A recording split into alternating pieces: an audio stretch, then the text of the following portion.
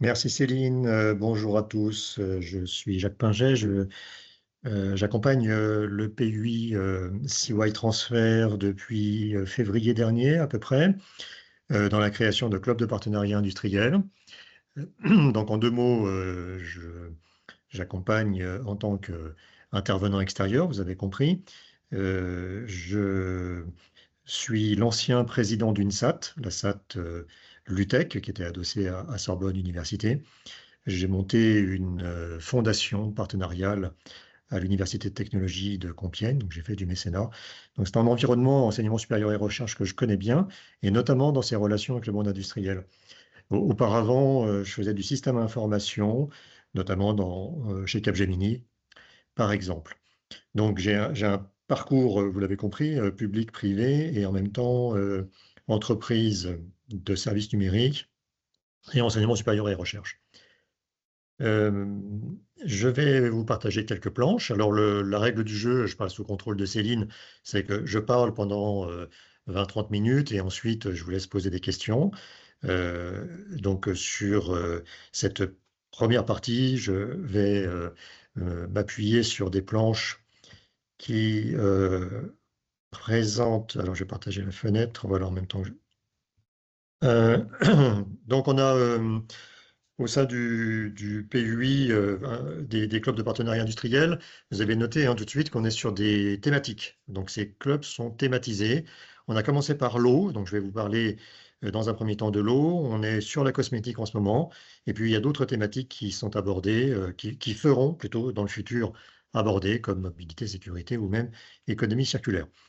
Alors, pour rentrer dans le vif du sujet, déjà le PUI, alors il y a cette manière de présenter le PUI ici qui permet de redire une chose qui est très importante, c'est que le PUI, c'est un écosystème dédié à l'innovation et qui favorise la porosité entre le monde économique et le monde académique. Et ce PUI se dote d'un certain nombre euh, d'outils. Euh, Décidément, j'ai du mal à... Voilà, c'est ça, il faut que j'appuie sur la flèche pour que l'animation fonctionne. Un certain nombre d'outils et de ressources, comme à l'instant, Céline vient d'en parler. On peut parler de Connecti, que certains d'entre vous connaissent bien. Connecti, c'est une sorte de LinkedIn dédié au monde de la recherche et du monde économique. Techno, c'est le nom du club O. Et puis, il y a une petite illustration aussi sur la partie cosmétique. Voilà, donc ces ressources et ces outils qui sont élaborés par le PUI CY Transfer se fondent sur une idée qui est à la fois simple et très ambitieuse, c'est-à-dire le fait que on a des enjeux qui rapprochent justement le monde de l'entreprise et le PUI CY Transfer.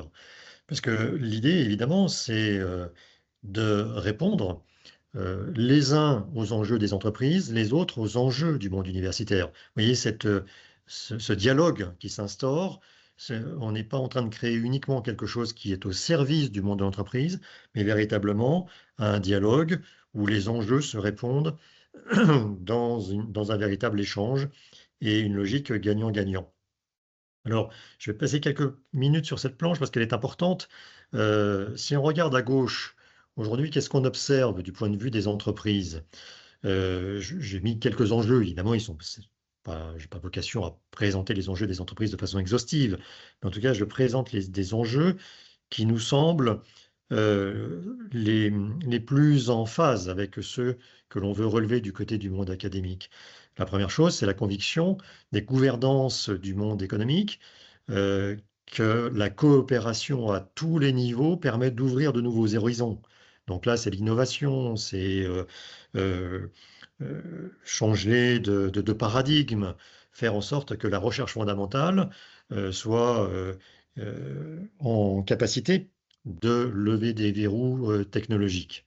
Et donc, les industriels savent très bien que ouvrir de nouveaux horizons, ça passe par des coopérations à tous les niveaux, donc y compris avec les universités. Le deuxième enjeu, c'est la notion de terreau industriel. Et là, on va retrouver la notion territoriale. territoriale des PUI. Un PUI, c'est avant tout un dispositif territorial. Hein. Sur Cergy, on l'a bien compris, ça embarque un certain nombre d'acteurs du territoire, des collectivités, des universités, des industriels. Et il y a d'autres PUI en France, il y en a 29 en tout hein, d'ailleurs. Le PUI de Cergy, évidemment, dans une logique territoriale, a bien conscience que le développement de terreaux industriels robustes permet de faire face, comme le savent très bien les industriels, aux transitions, aux nouvelles vulnérabilités, à la question d'échapper à la compétitivité prix. Bon, là, je ne veux pas de dessin, hein, ce sont des choses, il suffit d'écouter le matin la radio ou les nouvelles en général pour voir à quel point nous faisons face à tous ces enjeux. Le troisième enjeu auquel on peut avoir des réponses en tant qu'académique aussi, c'est évidemment la notion de tension sur les talents, les rémunérations, les recrutements et l'attractivité, hein, soit des nations, soit des territoires, l'attractivité des entreprises et donc la cohésion sociale aussi. Hein. Il y a une suite assez logique entre ces aspects-là et la cohésion sociale. Et enfin, un quatrième enjeu que je pointe ici, c'est des lignes de transformation qui sont très très profondes entre ce que nous avions l'habitude, aux coutumes que nous établissions entre le public et le privé. Par exemple, les agences d'infrastructure, quand on voit que SpaceX remplace la NASA sur certaines missions spatiales, à l'époque où on pensait que les agences d'infrastructure publiques, comme la NASA, avaient le monopole. Séparation, enfin, plutôt floutage entre public et privé sur le domaine de l'IP. La propriété intellectuelle aujourd'hui, notamment dans le domaine de l'énergie, que je cite ici aussi, quand on voit que certains grands acteurs publics se dotent de leurs propres moyens de privatiser l'énergie pour faire face aux grandes consommations de data centers, par exemple. Donc ces lignes de délimitation sont en train de bouger énormément. Ces lignes de délimitation entre public et privé interrogent aussi le monde académique en tant que la recherche fondamentale est peut-être pas forcément l'apanage uniquement de la recherche publique aujourd'hui. On regarde ça, les enjeux que je pointe du côté du pôle universitaire d'innovation, ils sont au nombre de 4, en effet miroir. C'est redire que nous pensons l'unité de la recherche. Aussi bien la recherche fondamentale permet de nourrir les entreprises et en retour, les énigmes, les verrous posés par les entreprises nourrissent l'émergence de nouveaux défis pour la recherche fondamentale. Là, nous affirmons aussi la continuité et la porosité à l'échelle territoriale qui figure dans le quatrième bloc ici, je ne sais pas si vous voyez ma souris, entre la recherche, la production et les usages. Les PUI placent les usagers au cœur des logiques de production et de recherche. On va le voir avec le club eau en particulier dans les slides qui suivent.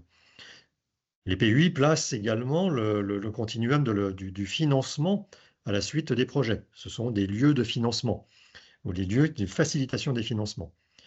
La mutualisation des infrastructures, les PUI, le PUI CY Transfer a des plateformes technologiques qui permettent un certain niveau de mutualisation et le PUI CY Transfer a des partenaires comme le CEREMA par exemple, ou Soleil, avec qui on travaille, Synchrotron Soleil, qui ont des plateformes et on est aussi dans ces capacités de proposer ces plateformes et une autre personne a maintenant le contrôle de la présentation. Ah, tiens, je ne sais pas ce qui s'est passé. Bon, on prend le contrôle de la présentation. Mutualisation d'infrastructures, et enfin interdisciplinarité et mobilité dans les deux sens. L'idée hein, d'un PUI, c'est également, et des clubs en particulier, c'est de faire en sorte que les chercheurs soient mobiles dans les deux sens et épousent l'interdisciplinarité. Un PUI, c'est un lieu de confiance également, un lieu de confiance et de neutralité, de transversalité. C'est un lieu où on va raisonner en logique pré-compétitive. Ça, c'est important aussi, quelquefois, pour regrouper plusieurs industriels autour d'un même enjeu.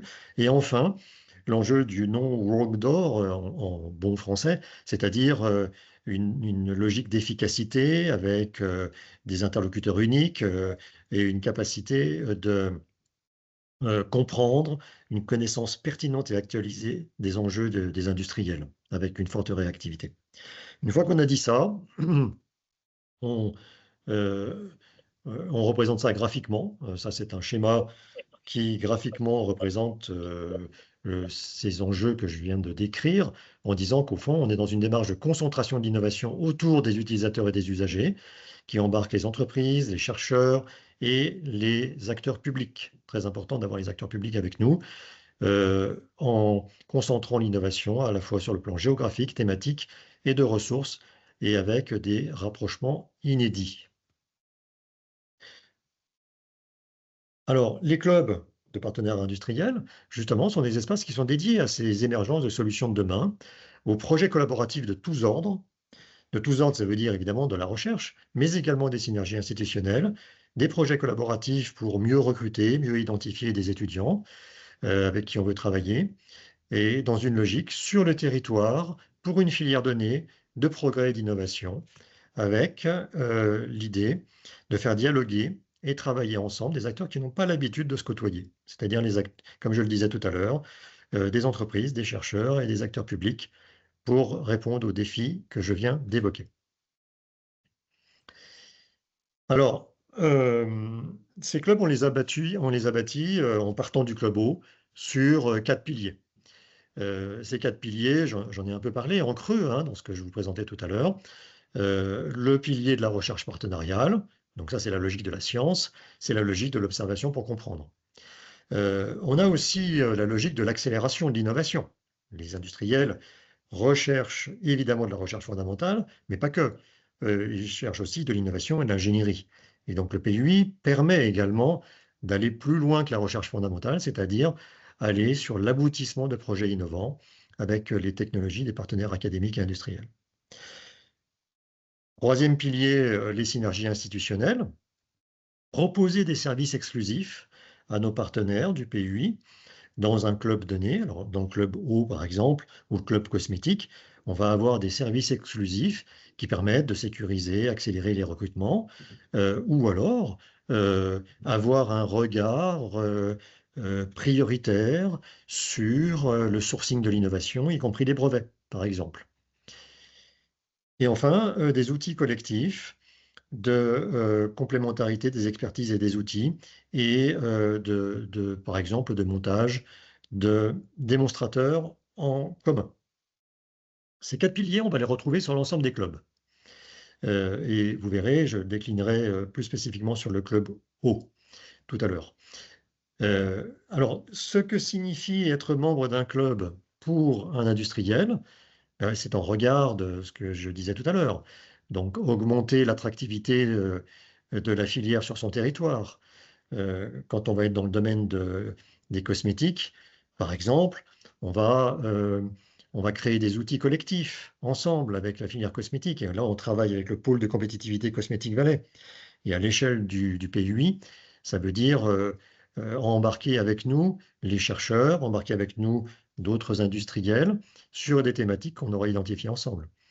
Évidemment, travailler sur la veille, les acquisitions de technologies, avec un accès aux ressources qui sont offertes par les parties prenantes. Travailler en logique pré-compétitive, sur la constitution de consortiums tout à fait adaptés. Par exemple, on le verra tout à l'heure, dans le domaine cosmétique, on envisage des choses comme une labellisation des tests cosmétiques à la française. Ça, c'est pré-compétitif au sens où ça peut intéresser un grand nombre de partenaires, indépendamment de la compétition qui se joue entre les acteurs. Et enfin, se démarquer et garder une longueur d'avance par rapport à la compétition qui soit plutôt nationale, mais plutôt internationale. Donc, garder sa longueur d'avance et saisir les bonnes opportunités d'innovation. Alors, quels sont les résultats de cette démarche? Là, vous avez compris, je vous ai présenté les fondements hein, de notre démarche. De quoi sommes-nous partis? Quelles sont nos convictions hein, sur ce que finalement, en tant que pour l'universitaire d'innovation à Cergy, nous portons et nous voulons proposer en termes de développement économique. Je vous ai présenté ça et on l'a décliné de façon très opérationnelle aujourd'hui dans un premier club que l'on a nommé Techno. Techno, c'est le club autour de l'eau qui rassemble un certain nombre de partenaires. Et on a donc réuni les partenaires que vous voyez en bas avec leur logo. Donc, vous voyez, pas l'ensemble des partenaires du PUI, hein, c'est un sous-ensemble des partenaires du PUI, CY, Sorbonne Paris Nord et CEREMA, plus 3 acteurs de la filière, un acteur de l'assainissement de la région de Pontoise, et puis 2 industriels ici. Un industriel équipementier dans le domaine de l'eau et un industriel, blanchisserie industrielle. Ces 6 partenaires, je les ai fait travailler, on les a fait travailler ensemble pour proposer une offre, donc un cadre multipartenaire d'émergence et de réalisation de projets d'innovation pour les startups, les PME, les ETI et les acteurs publics de l'eau, avec un lancement qu'on a effectué lors d'une journée qu'on a appelée les rencontres techno le 19 novembre dernier. Vous retrouvez le schéma que je vous ai présenté tout à l'heure avec cette ellipse centrale et vous avez ici la présentation des projets concrets que l'on a déjà lancés autour de ces 4 piliers et donc dans ce club.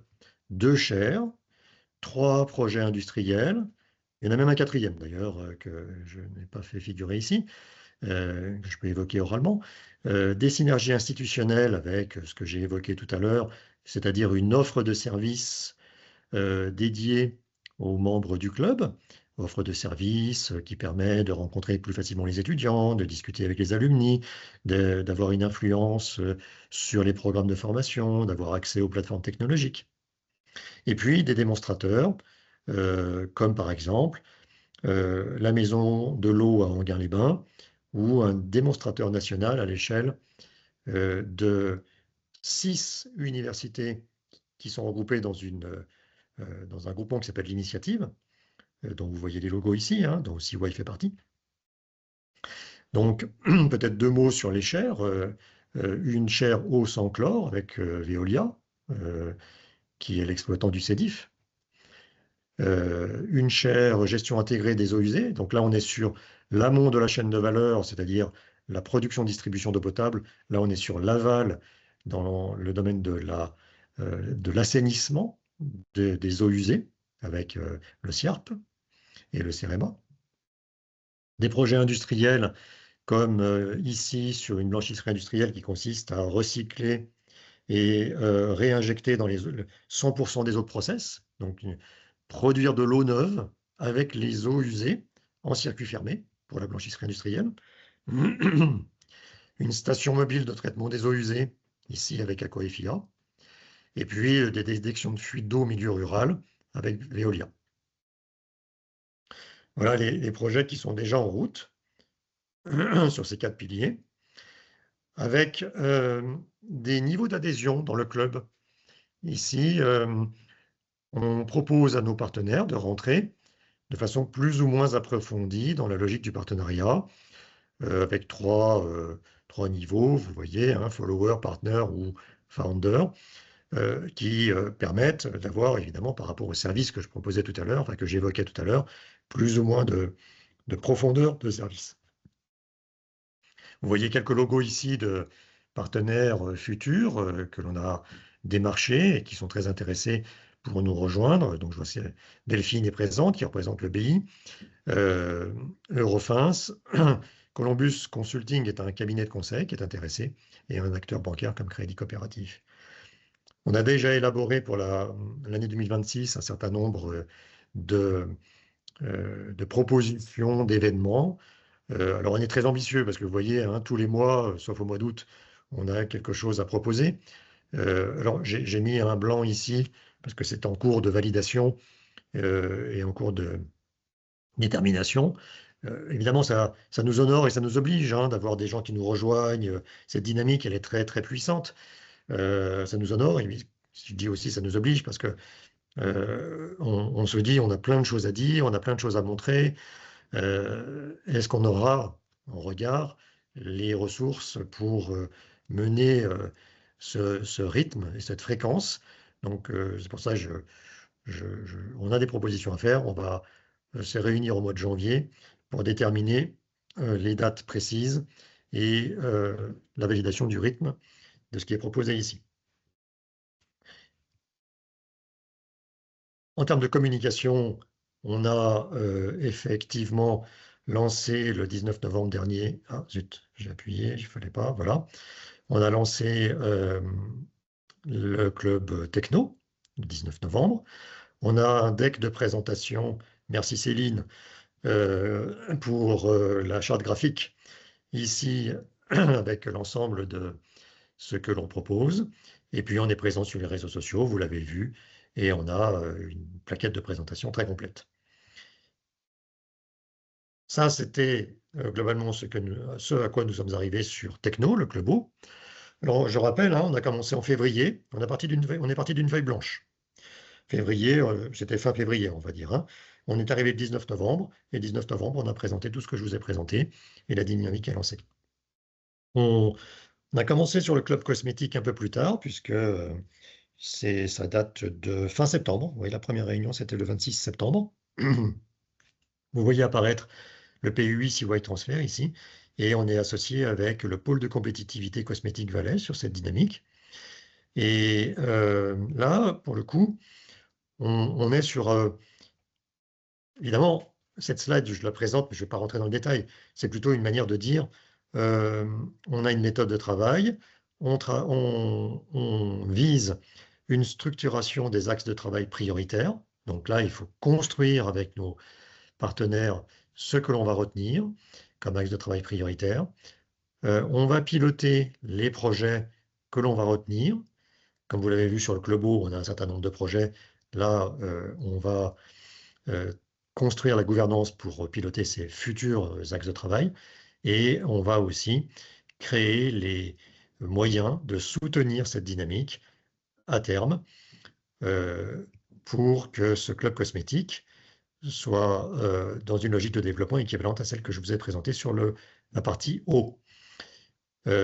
Pour ce faire, on avait 9 thématiques qui étaient présentées à nos partenaires. On en a retenu 3 à ce stade. Une thématique sur la prédiction, une thématique sur la labellisation, j'en ai parlé tout à l'heure, et une thématique sur les accès privilégiés. Ça veut dire quoi? Ça veut dire qu'on va, sur la prédiction, on va renforcer les capacités prédictives et donc les données pertinentes dans le domaine de l'évaluation des tests cosmétiques, du développement et de l'évaluation des produits cosmétiques. On va monter une certification des tests cosmétiques à la française. Et puis, on a retenu la logique de synergie institutionnelle pour ouvrir de façon privilégiée toutes les compétences sur la thématique aux familles de brevets ou aux étudiants des partenaires académiques. On va ici, je ne vais pas rentrer dans le détail non plus, mais retenez qu'on est sur des premiers résultats, non pas tout à fait fixés, mais de partenaires qui vont travailler sur ces différents axes, avec les défis à relever, tant du point de vue sociétaux, réglementaire que industriel, avec des opportunités en face. Pareil sur la partie test cosmétique, et pareil sur la partie synergie institutionnelle. Voilà où nous en sommes aujourd'hui sur ce volet cosmétique. Et nous continuons dans cette dynamique avec les prochains clubs, et ça sera ma dernière planche, qui se proposeront de travailler dans un premier temps sur l'économie circulaire, puisque nous envisageons en 2026 de créer un club qu'on va appeler REUT, sur notamment le réemploi des matériaux de construction, avec la Fédération française du bâtiment qui s'est montrée très intéressée par cette dynamique et qui a véritablement des enjeux. Vous l'avez compris, hein, on part des enjeux des industriels toujours, et là, la Fédération française du bâtiment nous dit on est aujourd'hui dans un défi qu'on n'arrive pas vraiment à traiter, c'est qu'un chantier, ça produit beaucoup de déchets, ça produit beaucoup de matériaux que l'on ne sait pas du tout bien recycler ou réutiliser. Il y a certainement un enjeu et la dynamique que vous avez montée au niveau de ces clubs de partenaires industriels nous intéresse beaucoup. Et vous l'avez compris aussi, et je trouve que l'exemple de l'économie circulaire est intéressant. On essaie de réunir des gens qui ne sont pas forcément que les acteurs de la filière. Ça, c'est un point très important. C'est-à-dire que si on va parler avec la Fédération française du bâtiment de cette question de l'économie circulaire, on pourrait très bien monter un club avec d'autres acteurs qui ne sont pas du bâtiment, mais qui ont des choses à dire ou des choses à apporter en termes d'économie circulaire. Voilà, j'en ai terminé pour cette présentation. Il est 35, voilà, je suis dans les temps. Céline m'avait invité à parler 20-25 minutes maximum et pour laisser du temps probablement à des questions ou des échanges. Ton micro est coupé, Céline.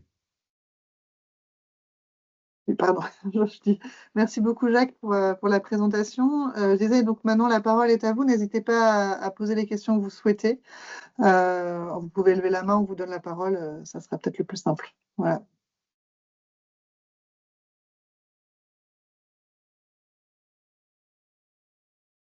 Pas de questions? Ah, Emmanuel, on t'entend pas. Bonjour à tous, merci beaucoup pour cette présentation qui est très claire.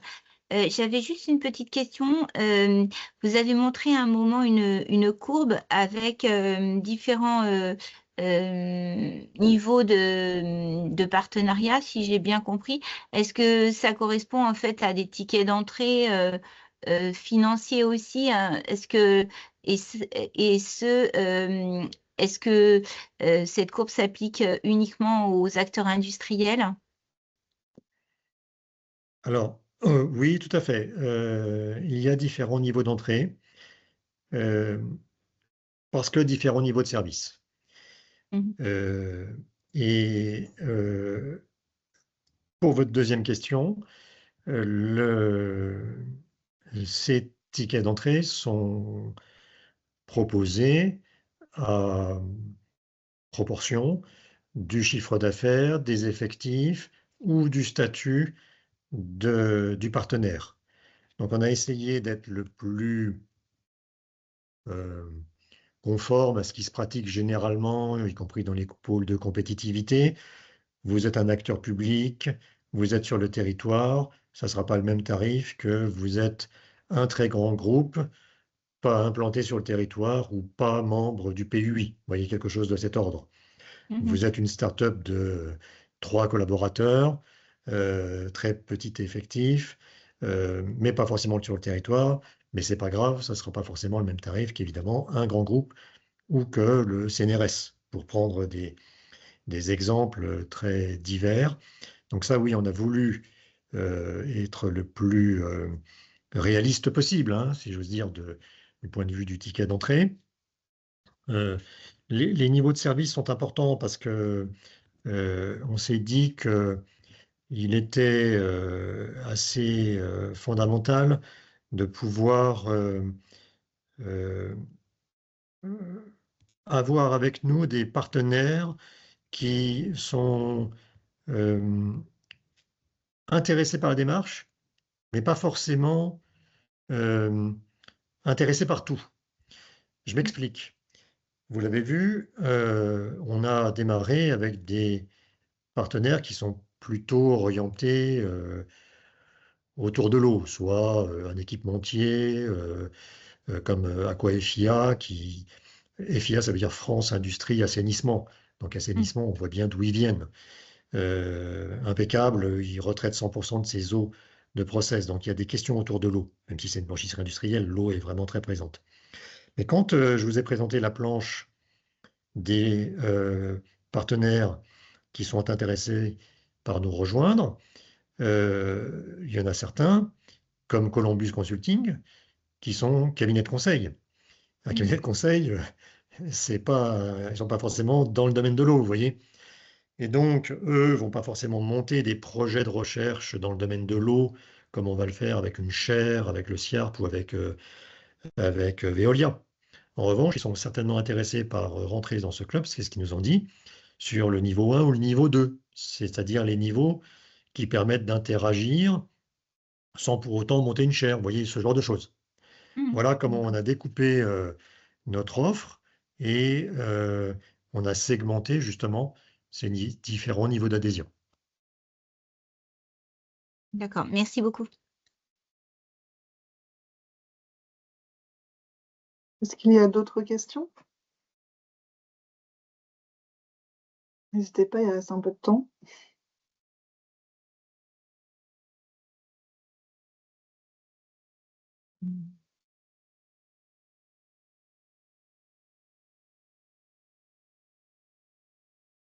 Bon. Tu veux ajouter quelque chose, Jacques, ou... Alors, écoutez, vous remercier pour votre attention. Remercier également Céline pour l'organisation avec Jérémy. Sur pour conclure cette réunion, l'année 2026 sera une année évidemment très dynamique où on va continuer de faire ce qu'on a fait sur la fin d'année 2025 avec une programmation d'événements réguliers, qui sont des événements soit en présentiel, soit en visio sur la thématique de l'eau. Alors ça ne sera pas forcément que des cafés P8, mais ça pourra être un webinaire de présentation par les étudiants, par exemple. Vous voyez, je ne sais pas si vous avez eu l'occasion de voir, mais il y a un moment donné, on dit parole aux étudiants. Donc aux étudiants qui, aujourd'hui, travaillent d'ores et déjà avec le SIARP dans des analyses de l'eau de l'Oise. Et ce serait peut-être intéressant de faire parler les étudiants dans un webinaire pour recueillir ce qu'ils ont appris, ce qu'ils ont fait. Et quelquefois, ça peut aussi donner naissance à des vocations entrepreneuriales. Donc ça, c'est une programmation 2026 qui est envisagée. Et puis, on va continuer de rencontrer nos partenaires et on va continuer d'inviter un certain nombre d'industriels à nous rejoindre. Donc, d'autres logos apparaîtront au fur et à mesure de l'année 2026 comme les partenaires de ce club dans les différents niveaux d'adhésion.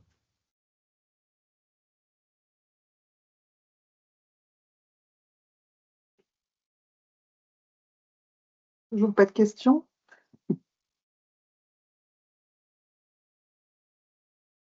Si, peut-être Ah, juste si, une Emmanuel. oui, Oui, encore juste une question, mais pour qui suit un petit peu celle que, mais peut-être que vous l'avez déjà dit.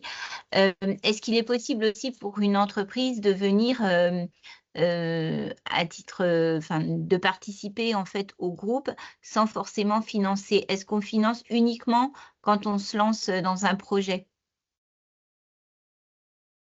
On participe financièrement, enfin, je veux dire une entreprise qui serait là plutôt pour venir partager son expérience, voir un petit peu ce qui se passe dans ce club. Est-ce qu'elle est la bienvenue? Comment ça se passe? Est-ce qu'il y en a une ou deux fois où on peut participer gratuitement et puis après on s'engage? C'est quoi le fonctionnement? Mais peut-être que j'ai loupé certaines informations. J'ai pas été forcément assidue à tous les Non, vous événements. n'avez rien manqué. Non, c'est une très bonne question. Parce que, alors, Parce toutes que les pour en entreprises sont faire les la bienvenues, hein. communication, enfin, c'est l'idée aussi que j'avais, enfin, l'idée, peut-être, comment nous, en tant qu'agence, qui rencontrons aussi des entreprises qui disposons de bases de données qu'on a déjà fournies hein, via Rodolphe. Je sais qu'il y a des fichiers qui ont déjà été transmis, mais comment nous aussi on peut relayer peut-être de façon régulière aussi l'activité des clubs pour faire en sorte qu'il y ait de nouvelles entreprises qui les rejoignent. Oui, c'est une excellente question. Alors, bien entendu, toutes les entreprises sont les bienvenues, hein, ça c'est sûr. Et justement, on a créé ces différents niveaux d'adhésion pour permettre aux entreprises, y compris, de commencer par un niveau et de petit à petit grimper dans les niveaux. Donc le niveau qu'on a appelé follower, c'est-à-dire le premier niveau, hein, au fond, c'est justement celui qui correspond à ce que vous dites. On vient, on regarde ce qui se passe. Évidemment, on est invité à l'ensemble de la programmation et aux événements de présentation des innovations et des conférences thématiques sur l'eau. Ça, c'est tout à fait le premier plan, hein, de contribution. Vous posez une deuxième question, c'est est-ce qu'il y a une session qui pourrait être gracieuse au départ? Ça, je ne me risquerai pas de répondre à la place d'Olivier, hein, qui est le coordinateur du pôle. Je laisserai peut-être la question, on posera avec Céline la question à Olivier. Ça, je ne suis pas qualifié et pas légitime pour répondre.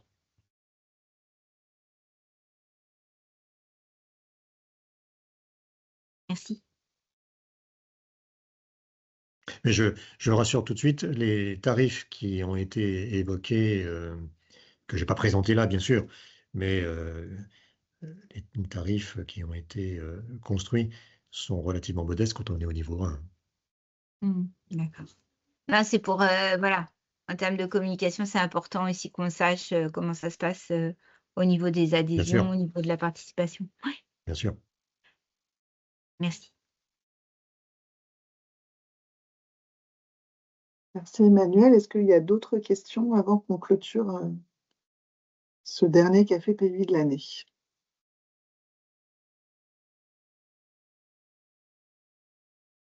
Non. Bon, bah, un grand merci à chacun d'entre vous d'avoir participé à ce webinaire. Merci beaucoup Jacques pour ton intervention et ta présentation. Et puis bah, on vous souhaite une bonne fin d'année intense pour tout le monde, je crois. Et puis on vous donne rendez-vous du coup sur le prochain KPPI qui aura lieu le 15 janvier, du coup en visio. C'est aussi un jeudi à midi.